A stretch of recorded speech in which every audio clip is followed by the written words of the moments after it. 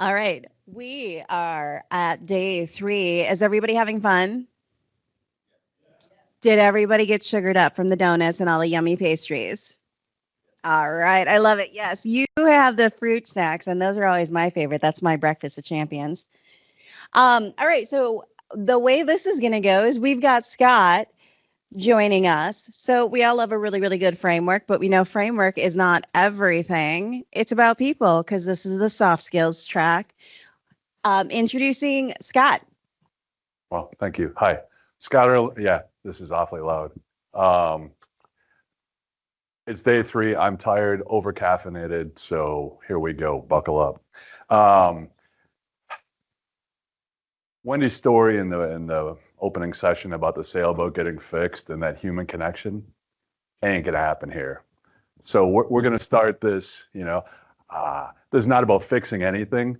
This is about introducing some truths that I have found over 15 years and bringing back the lessons that I've learned, not from my own perspective, but from outside expertise. And so how it's germane to us is like we should be perfectly positioned in our organizations to lead change, right? I can't think of a better topic or discipline to be right in the middle of everything that is involved with evolving your organizations to become who they need to become according to strategy.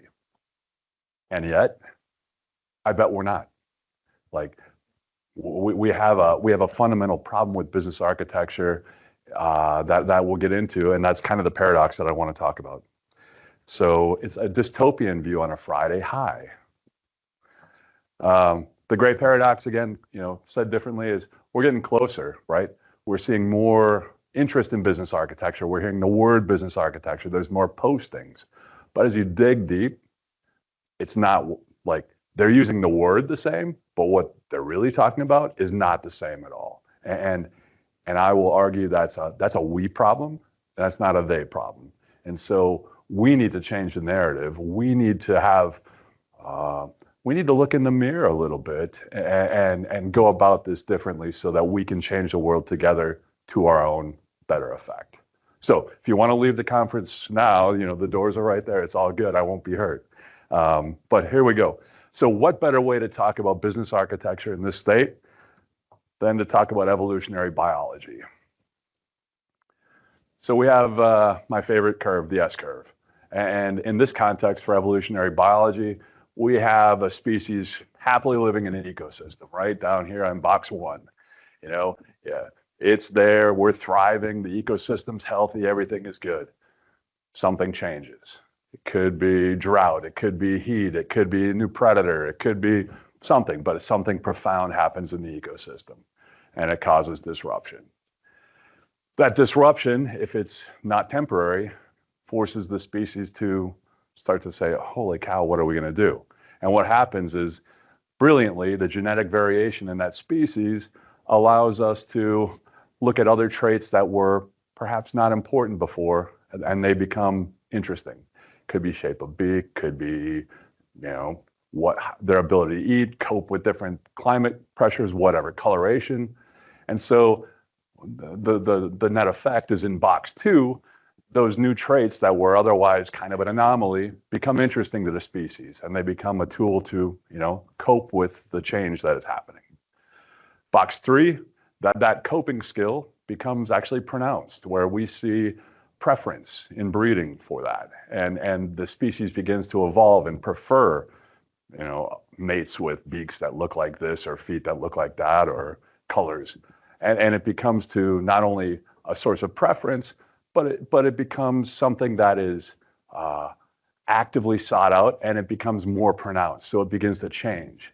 And then that ultimately leads us to box 4, where we have a new stasis. We've achieved a new paradigm in the species. What the heck does this have to do with business architecture?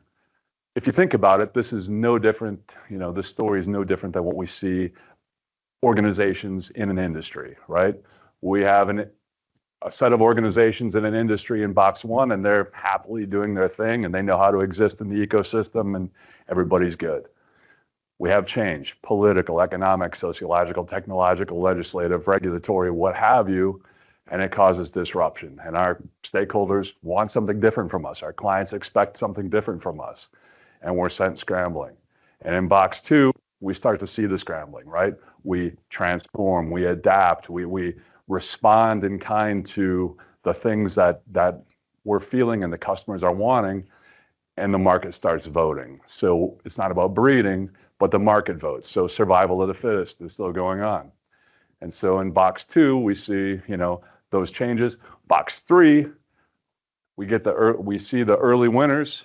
We have the followers and the laggers. Early winners obviously are setting the stage in the market saying, gosh, I really like how you're responding to this. I'm voting with my dollars. This makes sense. Everybody else is watching the train wrecks unfolding and saying, I got to be more like them. So mimicry starts happening in the organization. And that mimicry eventually goes to a new stasis point at box four. As you think about business architecture in that paradigm, I hope you can see the role that we play, right? We have, there's certainly a role for us in box one. As the world is changing, right?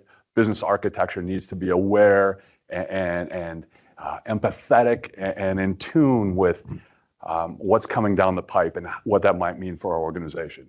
As we start to mobilize and change in boxes 2 and 3, business architecture plays a different role, but certainly critical, certainly pivotal to helping the company successfully evolve. And then getting to the stasis point, box 4, that's everybody's goal. We certainly don't want to see box 5 happen as, we fail to adapt. We're a laggard, and the market votes us into a new job or a new paradigm completely. If you think about business architecture itself, and we'll get more to the point, sorry for the long intro, business architecture in an organization follows this very same path, right? Business architecture is the environmental change in box 1. Like, this is new, this is different, this is weird. Why do I need a different way to view the organization? Why am I talking to you, who's probably in IT, about my business strategy? Like, this feels really unfamiliar. But hopefully, as we get the opportunity, as we meet the willing and do the good work, we have wins. And that propels us into box 2, where it's like, okay, you know what? I don't understand it, but it didn't suck. And it was actually kind of helpful. And, we've got a case study now. Now we have somebody that says, yeah, this works, which leads us to box 3, which is more demand, and hopefully, more demand than you can physically handle in your organization. And ultimately, we get to box 4, where business architecture is just the way we do business, right? How many people live in box 4 professionally? Yeah, nobody. Everybody, like, I know one organization in my 17 years of business architecture that is in box 4. Like, and what I want to assert is, being a practitioner, we heard Neil talk about it, we heard everybody talk about it, being good at building the models, doing the work of business architecture, man, that's not what we need, right? We do need it, we have to do it, but what we really need is, we have to be able to combat, the organizational change that's required in boxes 1, box 2, box 3, and that's darn hard. The people I've talked to at the social events so far, the common theme, Jenny included, business architecture is a long game. Well, how many organizations want to invest willingly in a long game that they don't understand? It's a pickle. And, it's wonderful to be amongst all y'all and talk about fun things like, what's a level 1 capability in this scenario? We're a special group. So in the real world, we don't have that luxury. So what I want to talk about is, really, I want to pose some questions that I've found and learned and stumbled across, and I'll use reference from Sinek and Gladwell and a gentleman, Alex Hermosi, to start to frame how we might think about it. I ain't solving it. That's not this session. This is all about questions and introspection. So if we're still good, let's go. One thing I want to point out, though, is, we'll just skip to this. in box one, if your business architecture practice is pretty fledgling in your organization, the red line is the hype cycle from Gartner. And what I want to underscore is, while that's for technology, it is so applicable in business architecture in the introduction of it, because we make a commitment, we have this excitement, we're going to tie strategy to execution, we're going to create this golden thread. Those are great words and great aspirations. There's so much for that to be true that, we go from inflated expectations to perceived like, this is a train wreck. What in heck are we, whose idea was this? This is silly. Hopefully, we'll be able to navigate our way out of that and get up to the path of productivity and onto doing the good work of business architecture. But please be aware that that's happening, because, again, how we talk about what we do and how we think about the problems we're solving is so, so, so critically important. We dancing so far? Okay. All right. The big question. As your stakeholders, your exec team, whomever you're doing the work for, why would they commit to leveraging business architecture? Again, they probably don't understand it. We've never used it. Like, it's foreign, and turns out it's highly personal. Like, if we're hedging our bets, I want to tie my professional future and my success to something that I really don't fully understand. I mean, that's a heck of a sale to make. And so, as we think about that, what I want to do is introduce, from the people I've talked to, the stakeholder side for the last 15 years, I'll share the feedback on why this isn't going to work or what's in the way of us succeeding. And originally, I had it framed as a fun Family Feud game, where we could divvy up teams and we could throw out answers and I could reveal them, and it worked. The animation was spectacular. It was just a little heavy for this. So instead of Family Feud, we get stupid linear, PowerPoint, which is not real fun. So I apologize about that. Yeah, I know, I am. We can do it on Zoom. Yeah. So here's the things I've heard. Business architecture is not understood. Like, why? Why? What is this business architecture? And as we think about that, well, we'll get to it in a moment. Business architecture is too long-tailed. It's a long game. It is definitely a long game. If we can't deliver value quick and show people why it's working and mobilize them and get them to want to do something different or continue down this path, we're sunk. We're not going to get out of that trough. We're not going to be able to get to box 4 ever. It's academic. Well, that's a neat party trick, yeah, my capability model. Wow, I never thought about it that way. So what? Oh, we have a future state maturity on something that I really don't understand. Oh, that's really great. Oh, we can tie all these different diagrams together and, confuse everybody in a different way than we've confused them before. Thanks, Scott. That's great help. I appreciate it.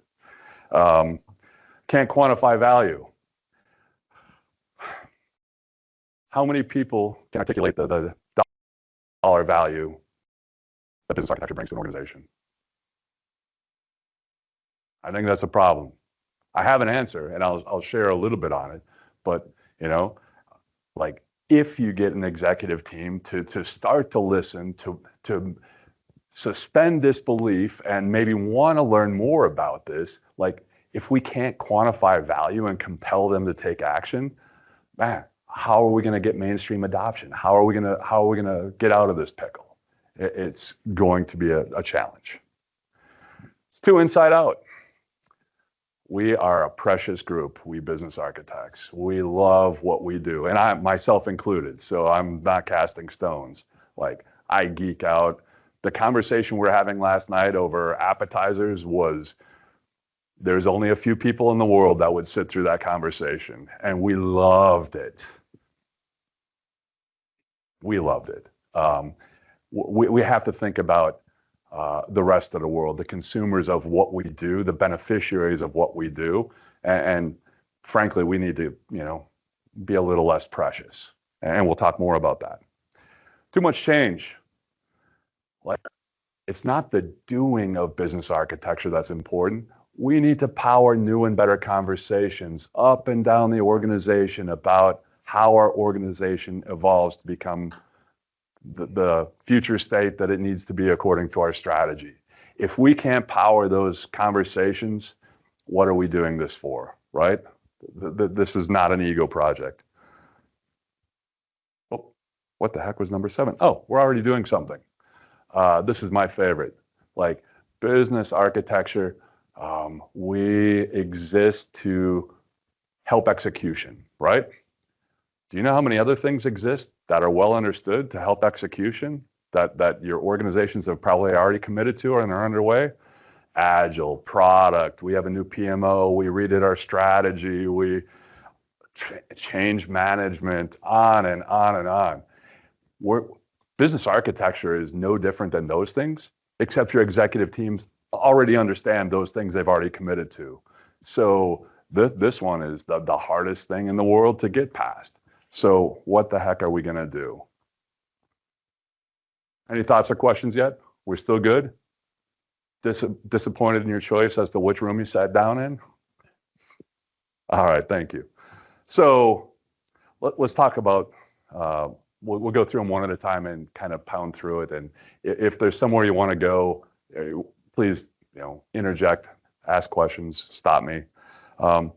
Yeah, fire away. Oh. And that I wonder how much the push towards agile has been a double-edged sword for things like this, because everyone's like, oh, we got a sprint. The sprint's 2 weeks long, and and getting people to reframe like why agile happened in the first place, and not to just mean that everything has to be shortcut to fit in a box. Right. I just wonder how much that's also part of the problem in the business architecture space. Well, yeah, agile is anti-architecture, right? Agile's, well, we'll make stuff up on the fly as we go along, but we have the business right next to us to answer those questions. And certainly they have a clear view about, where we are, what's important, and how we get there, which is a patent lie. Well, mostly, at least in my experience. Not only agile, it's all silver bullets, right? We pin our hopes on some new program or effort, and we invest a lot of money, and it's strategic and important and filled with hope. Man, have you seen them work? Like, they're all good. Product model's awesome. Agile has its place. A good activation framework's important. So PMO strategy is certainly important. They're all important, but that's not going to get us to become better at how we evolve the organization. Like, in my estimation, it's just dealing with symptoms. So I want you to think for a moment about what's your why for business architecture. And if you saw me a couple days ago, I apologize that this is a little redundant.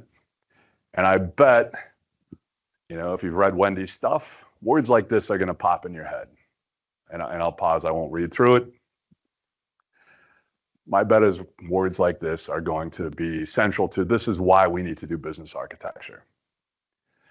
And again, if this is not Scott opinion, as we go back to, outside experts, Gladwell, Cynic, especially in this case, what we're going to find is those are non-starters, right? Why? Like, I can defend each and every one, and I can tell you why it's right.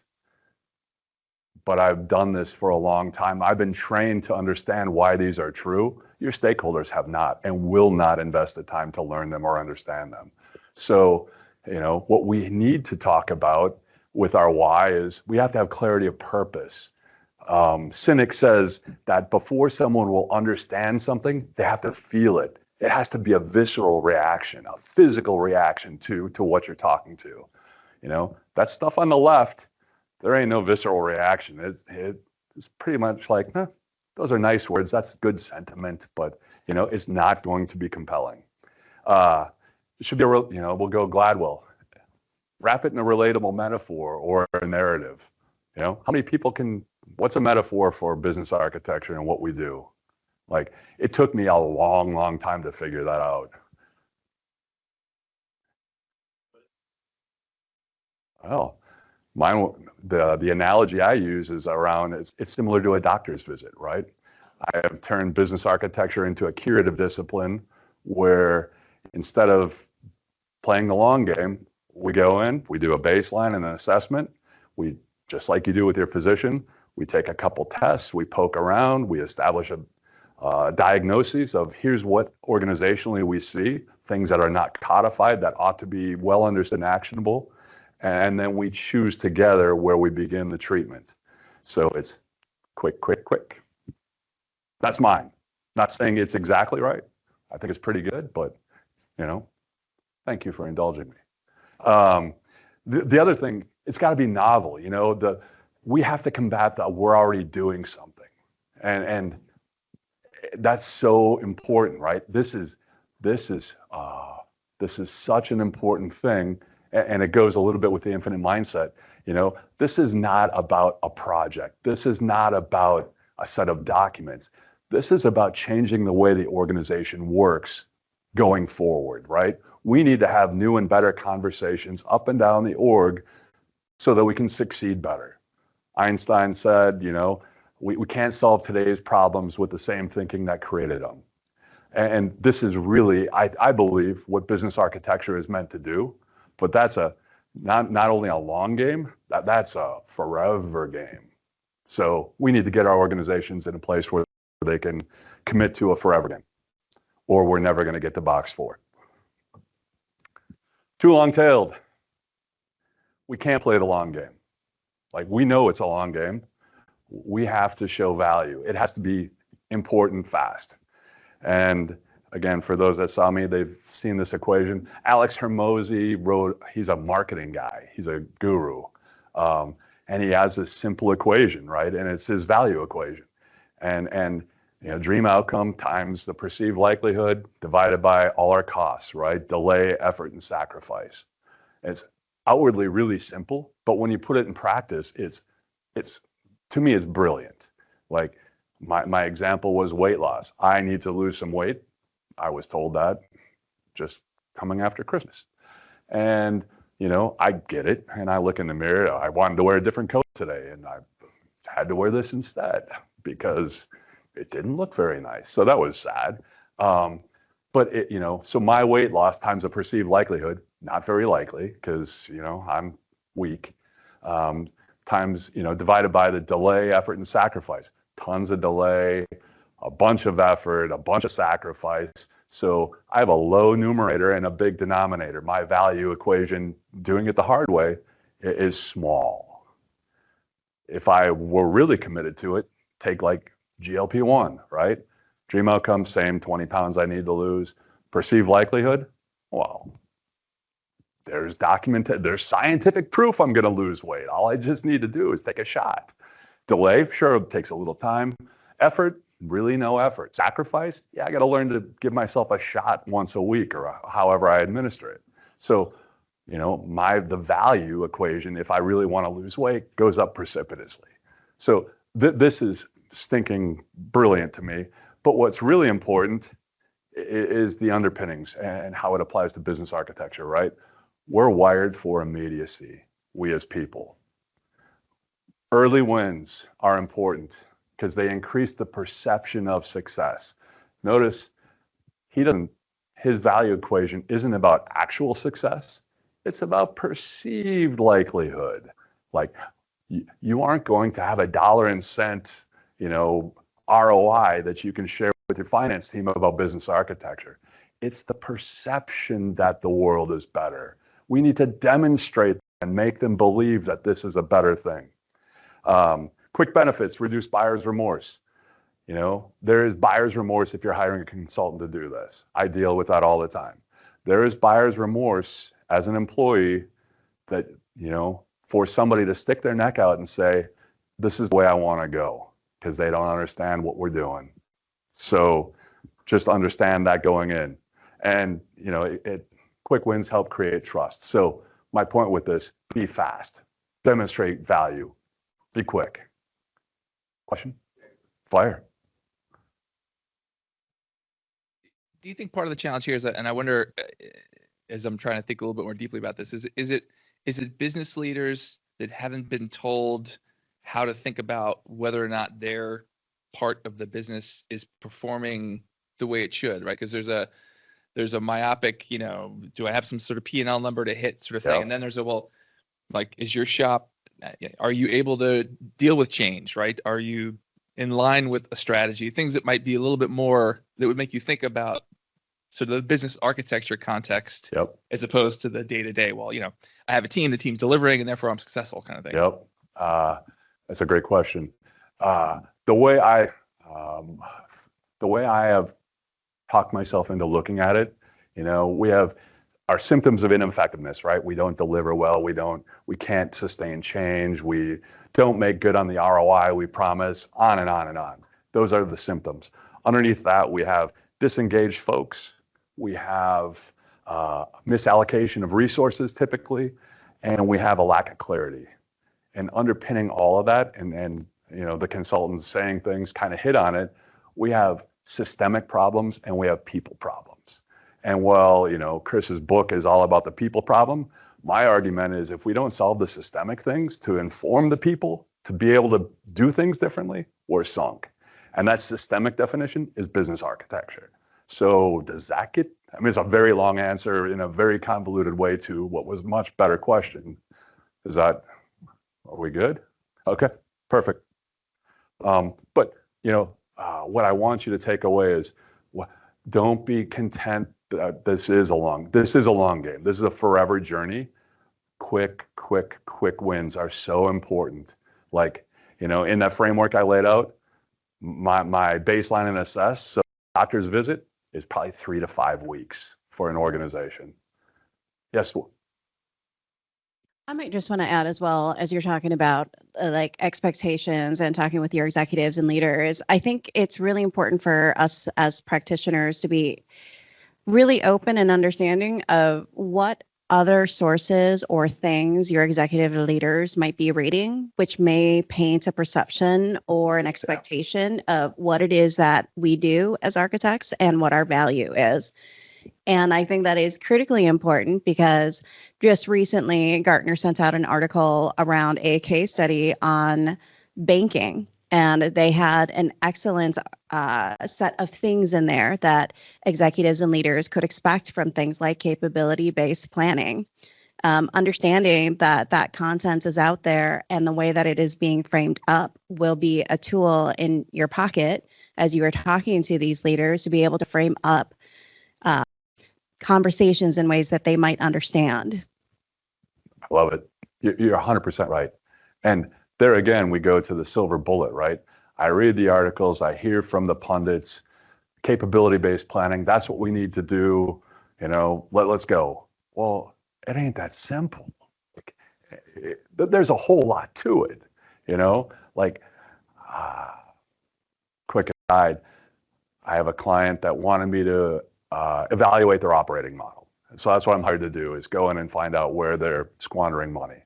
And it's like, you do realize for me to evaluate the operating model, we've got to back all the way up. We're going to look at strategy and your business model. We're going to look at the experiences that you want to deliver. We're going to look at how you create value, the value stream. We're going to look at the capabilities, how you enable it. And then we can finally get to the operating model. So, we can read simple things and not understand that, it turns out it's a complex world, and that complexity kills. All right, academic, here we go. Well, I'm probably running out of time. How am I doing for time? Good, okay. So we'll go right to, we won't hear me opine at all. This is, stuff from Gladwell and Sinek. It's about meaning, not mechanics. Have you read The Golden Circle or Start With Why from Sinek? It is genius. And what he says is, why, then what, and then how. That is how people relate and understand to what's going on. Everybody likes to, or the bulk of the world likes to go how, and then what, and then why. Nobody cares about your how per Sinek until they understand your why. And so that's a profound shift, but it's really, really hard. Like, we have to have a why for our business architecture, which, go back to the first conversation. It's tough. Gladwell, if you've read Malcolm Gladwell, avoid sounding academic, narrative is crucial. He takes wildly complex ideas and he crafts a neat little story around it, and it's engaging and it's relatable and it's familiar, and it's pretty soon you're thinking about things that you never thought you'd think about. That's what we need to do, in my opinion. Again, kind of a riff on the last one. We have to make our ideas actionable and measurable. Quick wins, show me a difference, prove that it's not academic. This is practical stuff. Show me how this is going to work. Can't quantify value. Buckle up. Some things we need to remember as we look at this. People are wired to avoid pain instead of pursuing pleasure. I spent 8 years trying to say how much gooder the world would be through business architecture. We'll succeed better. That doesn't work. Has never worked. So how do we reframe that to talk about the pain that we're going to avoid in terms of dollars and cents? And again, reminding everybody that actual value is perceived. And so how do we size the prize? And so the way I have finally been able to look at this is take an organization and imagine it in 3 buckets: run, grow, transform. Run is everything you need to do to keep the lights on Monday. It's your rent, it's your salaries, it's your licenses, it's your all-in costs. Grow is any incremental improvement that you plan for the year. So continuous improvements type stuff, becoming more effective, more efficient. And transform, obviously, is we're going to make a big shift. New strategy, different business model, new stakeholders. We're rewiring the operating model, big bets. If you talk with your CFO or your finance team, you'll be able to get a good representation of what that might look in broad brush strokes, perhaps. Each one of those, as we're looking to invest money, has a different hurdle rate annually for the IRR that's expected. You could expect an IRR of probably 4% in the run. And if looking at transform, it's probably in excess of 30% before your finance team's going to say, you know what, that's a good investment. Let's do that. Okay. So now we have a different return on investment that's expected annually. There's also a different failure rate that we could expect. So the failure rate on run investment is low, 5% maybe. Failure rate on the incremental improvement stuff is probably in the order of 20%. And the failure rate on your transform, well, it's probably 75% or greater. So we can now start to tease these numbers together and get an idea of what we promised the organization with our expectation for the run, grow, transform budget, and what we're likely to actually deliver according to that failure adjusted. Again, their numbers, their experience, but now we see the world differently. And that the way I like to talk, oh heavens, there's the horse. The way I like to talk about that is it's an annual waste, right? I've the last time I did it, client had a modest budget, $100 million a year roughly. And the waste that we calculated was in excess of $4 million a year. And that's not a one-time thing. That's a tax they pay every year going forward because they're not as effective as they could be. I mean, that's real money, real quick, especially on a modest budget. So, using stuff like that to help compel them to want to take different action, I think is super critical. Good? Horse to water. We're too inside out. Selena's not here, so I can say this. She loves governance. We do ourselves a dis. If we have to rely on governance to make architecture important, we miss the boat somewhere. And all too often, that's what I see. Well, we've got to go to ARB. We have, the architects have to weigh in. Great. They're going to do a bunch of work. They're going to opine, and nothing else is going to change. Is that value? It's a checkbox exercise. We can't do that. Again, my dystopia, clarity alone solves nothing. If we can't deliver change, brokering clarity doesn't help. The organization is not going to take your outputs and magically understand how to apply and use and evolve and adapt and have those conversations. we need to drive that change. We need to help them through. Anybody want to cry yet?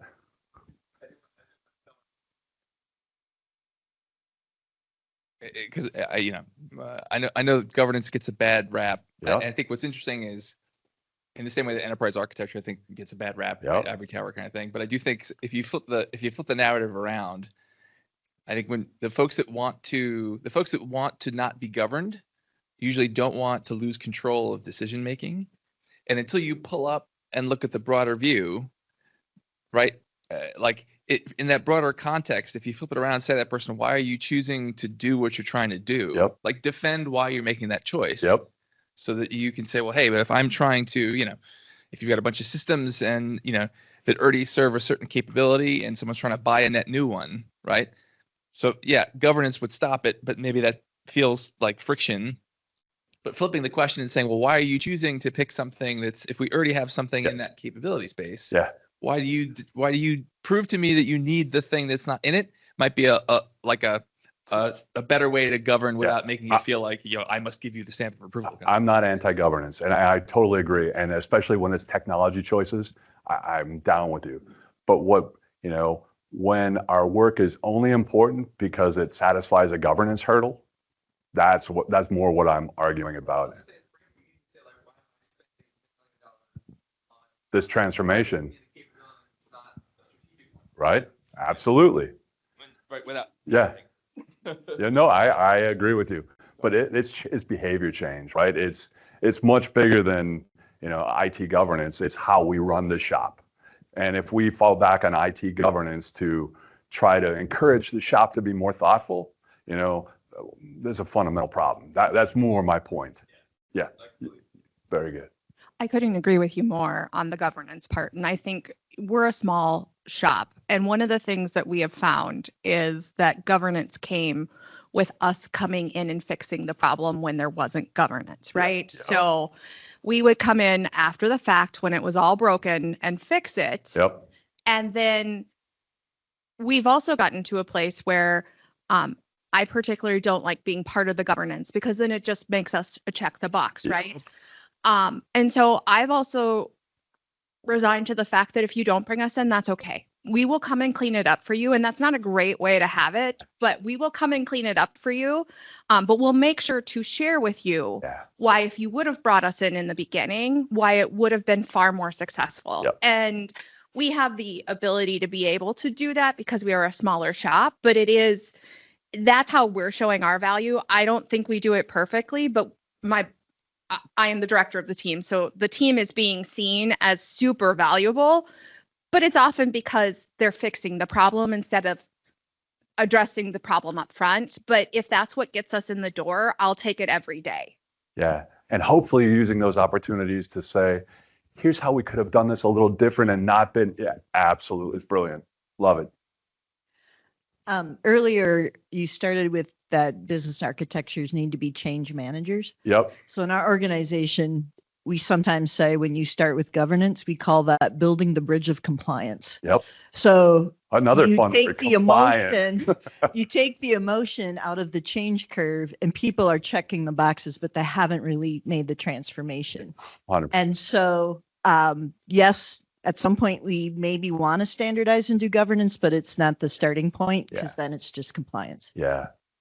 And if it would make me cry on a daily basis personally, if my work was just checkbox exercise. This stuff is way too important. I want to be proud of what I do, and just doing stuff to check a box. Wow. Sadness.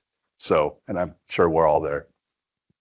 One strategy I've used in the past is if you let folks make those decisions, but you keep track of the impact of them. Yeah. So again, whether it's tech or business art, you say, well, okay, if we already had a tool in a certain capability space and you bought a new one, and we let you do that, we're going to keep track of the cost associated with that, and revisit that in time to say, well, was this worth it? Right now, it's been 6 months, a year, 2 years. Was that decision worth it to deviate? Right, because now you're keeping track of that debt in a sort of measurable way, and it's a great conversation to have after the fact to say, well, maybe those people then start to say, well, maybe I'll try and think about this more deeply up front as opposed to just doing whatever I want and not. How many execs have you worked with that were very certain that their silver bullet software was more better than. Oh yeah, no. Oh yeah, yeah. It's so hard, right? Okay, so we're too inside out. Too much change is required. Again, we don't do business architecture for the sake of doing business architecture. We need to power new and better conversations up and down the organization about our strategic future. Like, if we're not achieving that, we have failed. That is what we do. That is what we do. And so the implication of this, going back to the framework, what I have found works is we pre-negotiate where we're going to drive change, right? Here's the diagnosis. Here's what we see that's organizationally wrong. We can talk about need. We can talk about opportunity. You need to tell me where your readiness lies. And we'll use that to guide where we insert and start to drive change. Bite-size, transactional, meaningful, demonstrable, quick. So where are we going next? We're already doing something. This is the worst, right? Part of it could be sunk cost fallacy, right? Well, we've already committed to this, and that was expensive. This sounds like something different. I can't deal with that. It could be, the devil you know is better than the devil you don't know. I like your story, but I understand this and I don't understand business architecture at all, other than this golden thread and some nebulous concepts. But worse, I think, is skepticism remains. Like, we haven't told a compelling enough story to get them to want to change. We haven't made it understood. We haven't. Hi, Jenny. I was maybe just going to add this in here as well, is don't forget that you might not have been the first one to try this. And that reputation and brand is such an important concept to remember. They may not be fans, not because they don't like you, but they had a really bad experience. And you're going to need to really understand what happened and really get in their shoes to be able to overcome that barrier. That's a great point, because architecture is so not understood. People understand architecture according to the last architect they worked with. So yeah, if your predecessors left a mess, we'll use polite language. It makes the hill a lot bigger. What do we got? Okay, so just in summary, here's the things. If you have not read these guys, they're brilliant. Like, this is across probably 11 books. So Cynic is about beauty and purpose, right? Why before what and how. Purpose has to be felt before it'll be understood. Like, create that visceral reaction. And it's not about a project. It's not about short-term win. This is an infinite game, right? Business architecture is a very long game. It's got to rewire the organization for how we behave. Gladwell, beauty and narrative.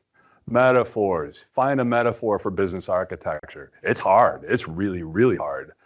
Engage through storytelling, right? We heard that last night at the Dragon Boat ladies conversation. Story is so important. It changes our physiological state. And conditions are the hidden architecture of success. This one is really cool. Like, my belief, the condition is if we can have better conversations about our strategic future up and down the org, we're going to succeed. To me, the hidden condition is powering those different conversations up and down the org. So using the stuff that we create in context, that is how we win, to me. And Hormozy, beauty's in value, right? Value, we have to make it real, practical versus theoretical, and we create hope through quick wins. Don't just be content to play the long game, please. We need better. Hi. Just looking through the titles, I haven't read any of these, Yeah. although I've viewed Golden Circle. Yeah. So you've got Seneca saying infinite mindset, not about short-term wins. Yep. And then you have Hormozy saying hope through quick wins. How do those two things then, those two theories connect? 100% connected. The infinite game is, we need to understand that it's not a project mindset. It's not a program mindset. This is the way we're going to behave as an organization going forward, period, end of story. The only way we're going to get there is through delivery of quick wins. If we can't get our stakeholders to see the value and to feel the difference, we're sunk. We won't get to box 4, going back to the biological silly introduction. Does that work? Perfect. Read these guys, because we need this for us. Like, we need it. Your organizations need it. We as a species of business architects need it. We need to get up to box 4 where we're normalized, right? People understand, it's codified. We know how to engage business architect. We know what to expect from a business architect. We can't afford to be box 5. This is way too great of a thing to let it be something that is a historical footnote in a decade. And so that's my plea. Take this dystopian view and craft a different narrative, work with your stakeholders differently, and this is grassroots effort kind of stuff, but it's super important. So, questions, thoughts, comments? No tears, so that's good. Yeah, fire. How much do you think is a correlation of organizations with just a shit strategy versus their inability to understand business architecture? Oh. Like, is there a correlation there, or are they just Like, two separate entities? I don't think a low quality strategy is not the damning thing. It's the inability to execute is the damnation. And so, like, if it's a bad strategy, like, we should be able to know that in quick order that our strategy was bad, right? If we measure stuff, once we implement it and start to change the world and we see they're not following along, we know our strategy is bad. If we can't execute against it, man, we're going to try everything under the sun. So to me, it's all in execution. Yes. On item 7, we're already doing something. Yeah. Okay, that's what my issue is. But I missed, like, as a business architect, what can I do to combat that? We're already doing something. I think it's in the skepticism, right? I think, like, I have to sell this all the time. And so I believe that this is a very easy answer for an exec or a stakeholder to give to end the conversation. And so while it hurts, what it really tells me in retrospect is I didn't do a good enough job framing the need, the opportunity, the approach, and how this is different. And so to me, it comes back to my why and how we're going to do this and how this is going to be felt differently. Or it could be, sunk cost fallacy. But typically, this is the easy button for I don't want to do this. I'm gonna and that for a second. And Right.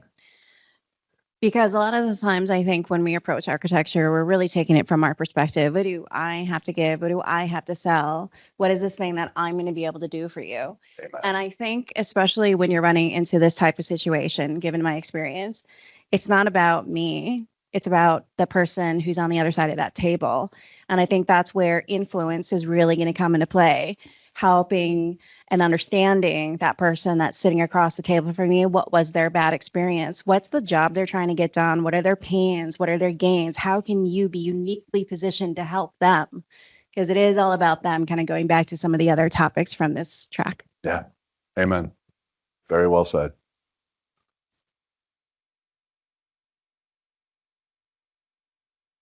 I would also add to that a lot of the times, just in my experience, when they say we're already doing something, help me understand the outcomes, the value that we're seeing from what we're already doing. And they usually can't prove it. Don't ask questions like that. Right? Don't let facts get in the way of my story. Wow. Because they usually, again, like Scott says, there's usually a victim mentality or excuse. We're already doing that. Yeah. Well, okay, great. Help me understand what progress, momentum, value, whatever word you want to use. Help me understand what we're seeing from that. And they usually can't tell you. Yep. Yep. Any other? So I hope you've gotten a lot of good stuff out of the 3 days here. I hope this was equally good. Again, apologies for not having the answer.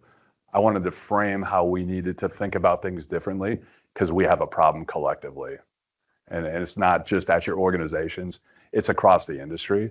Like, Transformation is hard, more likely to fail. The world's changing faster than ever before. Markets don't reward, people that can't drive transformation.